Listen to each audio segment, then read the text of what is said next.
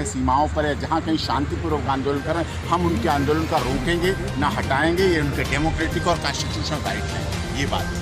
और दूसरी बात उन्होंने सबसे बड़ी बात यह कही, अटॉर्नी जनरल ऑफ इंडिया को जब मेरी आर्गूमेंट की बात कहा तो उन्होंने कहा कि अटॉर्नी जनरल ऑफ इंडिया से पूछा कि क्या आप हमें कोर्ट को एश्योर कर सकते हैं कि इन तीनों कानूनों का इम्प्लीमेंटेशन तब तक नहीं होगा जब तक सारी यूनियन, सारे किसान सब बैठ के बात ना कर लें, सब मिलके सरकार और उसका समाधान ना निकल आए, तब तक आप हमें एश्योर कीजिए जिससे कि आगे की शांति बनी रखे। और इस पर court attorney general of India ने कहा हम इस पर आपको बताएंगे, सरकार से बात करके हम इस पर आगे इन्फॉर्मेशन देंगे। इसीलिए मैंने रहीम कवि का दोहा कोट किया था, बहुत प्रसिद्ध दोहा है कि रहीमन धागा प्रेम का मत तोड़े चटकाए, और तोड़े से फिर ना जुड़े जुड़े गांठ पड़ जाए। क्योंकि ये देश किसानों का है, ये देश कृषि प्रधान है, ये देश मल्टीनेशनल कंपनी प्रधान नहीं है। और इस देश के किसी मल्टीनेशनल कंपनी का बेटा कभी सीमा पर शहीद नहीं होता है। इस देश के किसानों के बेटे सीमा पर शहीद होते हैं और उनके बेटों को शहीद होने के बाद अपने खेत में उसकी समाधि लगाते हैं और उसकी मूर्ति लगाते हैं।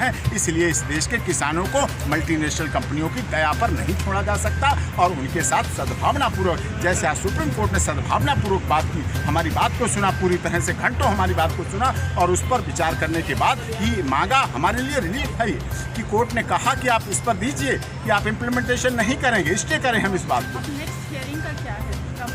अब नेक्स्ट हियरिंग देखिए, मुझे लगता है क्योंकि 2 दिन में वैकेशन शुरू हो जाएंगे सुप्रीम कोर्ट की जो रूटीन वैकेशन है, लेकिन उसके अलावा हमें लगता है कि वैकेशन में भी honourable supreme court of India के चीफ जस्टिस ऑफ इंडिया उन्होंने बड़ी सद्भावना रखी। जब मैंने कहा फार्मर्स का देश है, कृषि प्रधान देश है, तब उन्होंने कहा we are also belong to farmers, हम भी किसानों से जुड़े हुए, हम भी किसानों से संबंधित हैं।